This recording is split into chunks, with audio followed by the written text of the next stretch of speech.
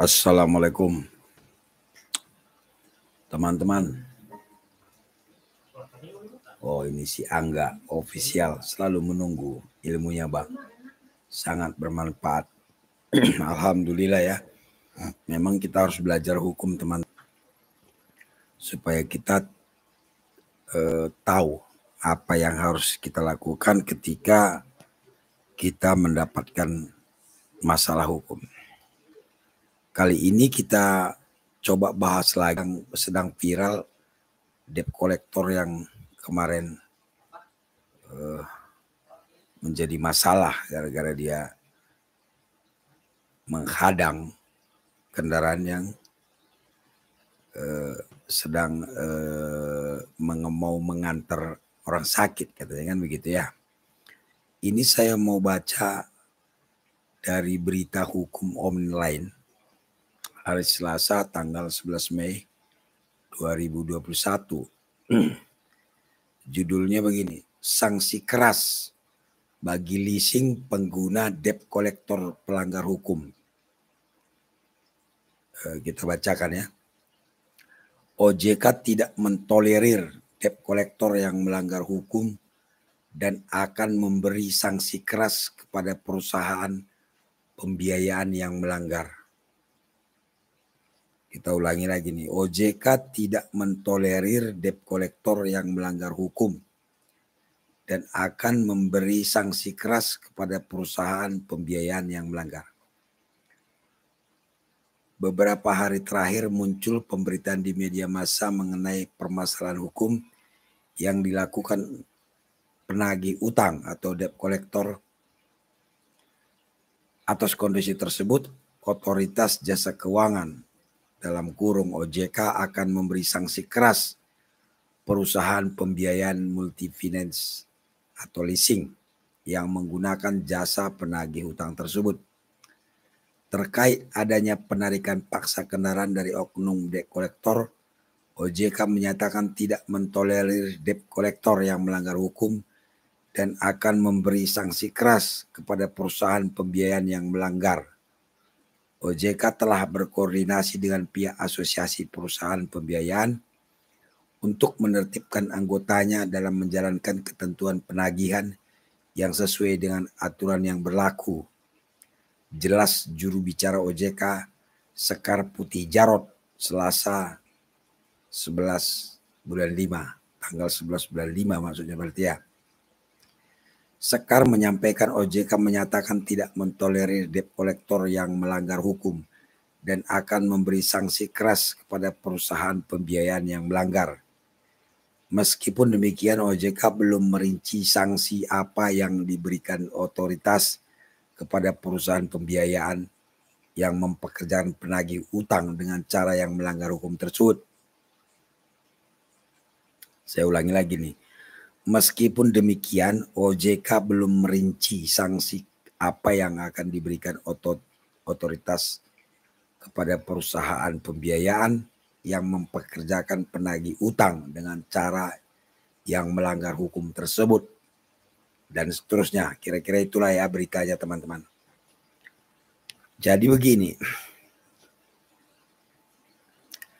apa yang disampaikan oleh OJK ini, itulah yang sebenarnya yang kita harapkan. Tidak hanya kepada pihak leasing ya atau finance, termasuk bank juga yang melakukan yang menggunakan debt collector untuk melakukan penagihan ya. Perlu saya sampaikan lagi teman-teman ya,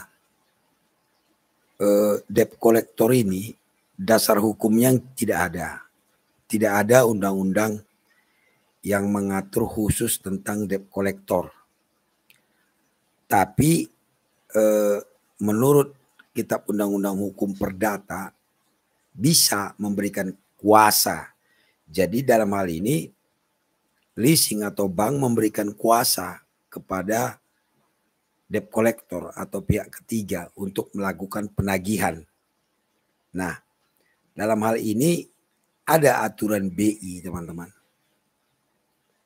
Ketika pihak bank atau leasing memberikan kuasa kepada pihak ketiga untuk melakukan penagihan, ada aturan bank yang mengaturnya, menertibnya. Yang pertama, teman-teman, debt collector ini atau penagih hutang ini dalam melaksanakan tugasnya harus sama dengan pihak leasing atau pihak bank sendiri apabila mereka yang melakukan penagihan. Namanya juga kuasa, ya kan, mewakili. Berarti debt collector ini dalam melaksanakan tugasnya harus sama dengan pihak bank. Jika pihak bank sendiri yang menagih, ya seperti itu juga lah harusnya debt collector, bukan dengan cara lain. Makanya sebelum mempekerjakan pihak ketiga ini, debt collector ini, penagih hutang harus dididik dulu, pelatihan dulu. Tata cara menagih hutang dengan benar sesuai aturan. Jadi bukan sembarangan, teman-teman ya. Itu yang pertama. Yang kedua, debt collector ini harus memiliki ID card, tanda pengenal dari krediturnya, dari pihak bank atau pihak leasing yang menugaskannya itu. Yang ketiga, harus ada sertifikasi, ya, dari itu menurut aturan OJK. Penagih hutang ini harus punya sertifikasi penagih hutang dari perhimpunan penagih hutang itu. Itu yang ketiga. Yang keempat, harus ada surat kuasa dari pihak bank atau leasing. Yang ketiga, menagih tidak boleh di luar alamat. Harus menagih datang ke rumah, ke alamat sesuai aplikasi. Ya, jadi tidak boleh menagih di sembarangan tempat kecuali ada kesepakatannya. Tidak boleh menagih di jalan misalnya, nggak boleh, harus datang ke rumah. Ya, lalu tidak boleh menelpon setiap saat, ada jamnya itu ditentukan oleh BI. Jam kapan bisa menelpon, sampai jam berapa gitu. Ya, dan kemudian tentunya harus dengan cara-cara yang sopan, tidak boleh kasar, tidak boleh menekan, tidak boleh melakukan pengancaman. Jadi semua sudah diatur, teman-teman, oleh BI. Nah, khusus untuk kendaraan yang gagal bayar tadi, ketika debt collector atau leasing mau menarik kendaraan itu, harus ada sertifikat fidusia. Dan juga ditambah dengan surat izin penetapan dari pengadilan negeri. Itu putusan MK terakhir di bulan Januari kemarin. Tanpa sertifikat fidusia dan putusan pengadilan, izin penetapan dari pengadilan, tidak boleh menarik kendaraan dengan cara apapun, ya kan, kecuali si nasabah atau debitur ini ikhlas menyerahkannya, mengakui dia wan prestasi atau mengakui dia tidak sanggup bayar dan dia ikhlas menyampaikan, menyerahkan jaminan, enggak masalah. Tapi kalau dia tidak mau menyerahkan, tidak ikhlas, pihak leasing tidak bisa menarik tanpa ada sertifikat fidusia dan penetapan dari pengadilan negeri. Nah, ketika debt collector tadi melaksanakan sesuai dengan aturan-aturan tadi, ya, berarti mereka itu dilindungi undang-undang, melaksanakan tugasnya sebagai kuasa, sebagai penerima kuasa. Selama mereka melaksanakan tugasnya itu sesuai aturan tadi, berarti tidak masalah, teman-teman. Mereka tidak boleh menagih sembarangan, misalnya dengan cara-cara yang benar tuh tidak masalah, ya. Itu dia kita harus ketahui. Nah, sehubungan dengan yang disampaikan pihak OJK tadi, itulah yang kita harapkan. Tapi ternyata kenyataannya kan, teman-teman, banyak di antara kita yang laporan ke saya, yang minta pendapat ke saya pun banyak yang sudah melapor ke OJK tentang hal ini, tapi tidak ada reaksi katanya. Coba. Jadi kita berharap, teman-teman, dengan kejadian kemarin, pihak OJK ini menunjukkan ketajamannya gitu loh. Jangan hanya menyampaikan formalitas saja, tapi actionnya nggak ada. Bahkan ada yang melapor ke saya yang kemarin mengeluh, mereka sudah kirim surat, email ke OJK, malah jawabannya itu otomatis katanya. Jawabannya. Berarti jawabannya kan aplikasi yang menjawab. Bagaimana mau masyarakat terasa dengan keberadaan OJK ini? Jadi saya pribadi teman-teman sangat setuju dengan apa yang disampaikan pihak OJK tadi, bahwa mereka tidak mentolerir. Kita berharap ketika debt collector yang diberi kuasa oleh pihak bank atau leasing ya melaksanakan tugasnya menagih itu tidak sesuai aturan, OJK harus menindak finance atau leasing ini sesuai dengan kewenangannya. Tidak hanya memberikan harapan gitu. Tindaklah, kalau perlu cabut izinnya itu supaya mereka benar-benar mempekerjakan pihak ketiga ini sesuai aturan. Nah, artinya memang harus bertanggung jawab ya teman-teman. Pihak debitur harus bertanggung jawab. Ulangi, krediturnya pihak bank atau leasing harus bertanggung jawab terhadap tindakan daripada pihak ketiga yang mereka beri kuasa. Jadi jangan hanya debt kolektornya yang diberi tindakan ketika mereka melakukan kesalahan, tapi pihak OJK juga harus memberikan sanksi kepada kreditur itu, kepada pihak bank atau leasing, supaya mereka kedepannya lebih hati-hati lagi atau lebih selektif menggunakan pihak ketiga, ya teman-temannya. Kita tunggulah, kita berharap setelah adanya kejadian kemarin, kita berharap pihak OJK benar-benar menunjukkan taringnya, ya kan? Karena masyarakat sangat berharap nih OJK benar-benar menunjukkan keberadaannya itu berguna gitu. Hukumlah, jangan ragu-ragu memberikan sanksi kepada kreditur,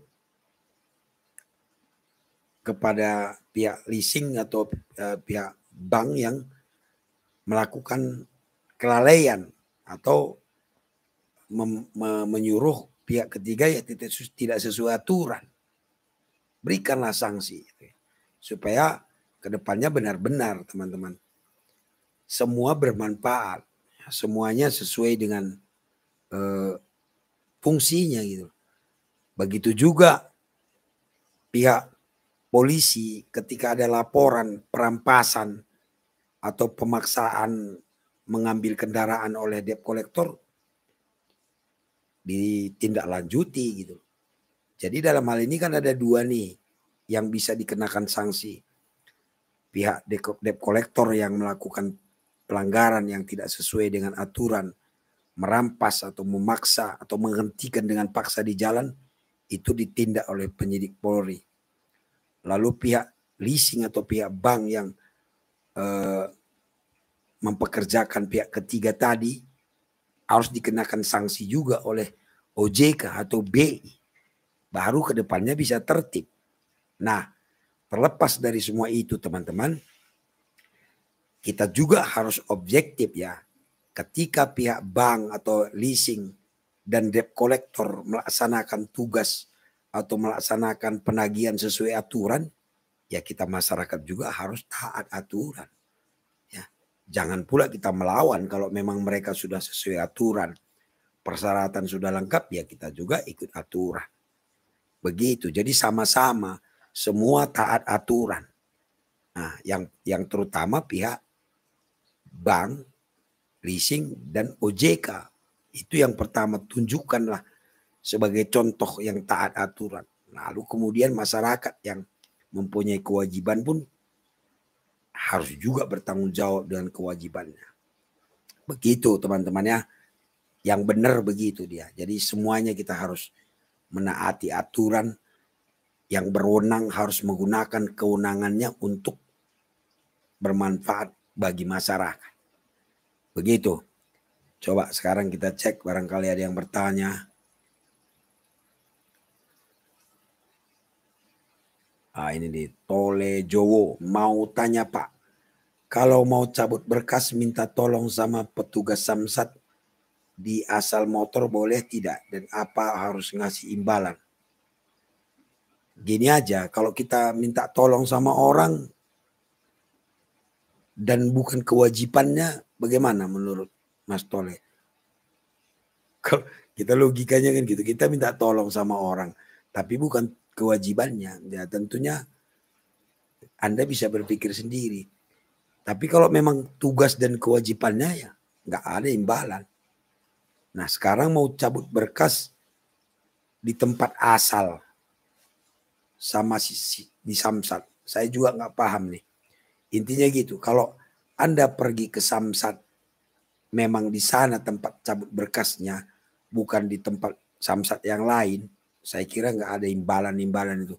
Semuanya harus resmi-resmi dia. Tapi kalau Anda minta tolong ke Samsat lain untuk cabut berkas di tempat lain ya, itu menurut Anda gimana kalau kita minta tolong sama orang ya? Mungkin bisa pikir sendiri lah. Lanjut Mawar Bunga. Assalamualaikum Bang, saya numpang tanya. Kalau pengacara masuk rumah tanpa permisi dan tidak didampingi keluarga penagih dan dia langsung nakut-nakuti, itu ada pasalnya. Kalau masuk rumah sembarangan tanpa izin, pidana itu. Sama aja dengan Anda bisa laporkan. Kalau ada siapapun dia, kalau masuk rumah Anda tanpa izin, Anda itu lakukan tidak pidana. Anda bisa lapor, jangankan pengacara. Siapapun tanpa hak ya. Harus ada izin. Kecuali penyidik Polri masuk ke rumah menggeledah gitu kan. Itu pun ada izin dari Ketua Pengadilan Negeri. Aba Asmat, Minal Aidin wal Jabin, Komandan, mohon maaf lahir batin. Ya sama-sama. Oh iya saya lupa teman-teman. Ini diingatkan. Pada kesempatan ini saya menyampaikan Minal Aidin wal Faizin kepada kita semua. Mohon maaf lahir dan batin. Saya mohon maaf apabila selama ini barangkali ada yang perkataan saya yang kurang pas. Pada kesempatan ini saya minta maaf kepada kita semua. Suprianto ini anggota Lang Maut nih dari Jogja. Minal Ali Bang Benny. Oke, thank you Mas Pri.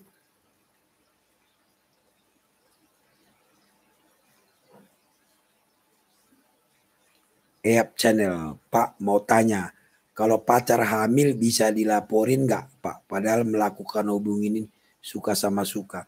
Kalau dia sudah dewasa, EAP Channel melakukan hubungan itu suka sama suka, itu tidak ada pidananya. Kecuali perzinahan. Nah, kalau perzinahan itu apa? Salah satu itu sudah berpasangan, memiliki suami atau istri. Nah, istrinya atau pasangannya atau suaminya bisa melaporkan perzinahan meskipun suka sama suka. Tapi kalau dua-duanya tidak ada pasangan, lajang lah ya, dan mereka sudah dewasa, itu suka sama suka tidak bisa dilaporkan. Begitu. Mudah-mudahan cerita kita singkat malam ini bermanfaat. Kembali teman-teman, kita berharap OJK melakukan tugasnya sehingga bermanfaat bagi masyarakat. Layani masyarakat sebagaimana tugasnya. Jadi kalau ada orang melapor, layani. Begitu juga BI teman-teman. Kemudian polisi juga begitu. Kalau ada perampasan, pemaksaan, tanggapilah laporan masyarakat. Begitu juga kita masyarakat yang punya tagihan, ya selesaikan juga lah. Jangan lari dari tanggung jawab. Semua ada aturannya. Kalau kita tidak mampu bayar atau terkena COVID misalnya, akhirnya keuangan kurang baik, itu ada caranya tadi. Semua sudah diatur. Terima kasih atas perhatiannya. Semoga bermanfaat. Kurang lebih saya mohon maaf kalau cara penyampaiannya kurang sempurna. Tetap semangat. Jauhkan diri dari masalah. Assalamualaikum. Mejuah-juah. Kita krina ijabah kita ringan.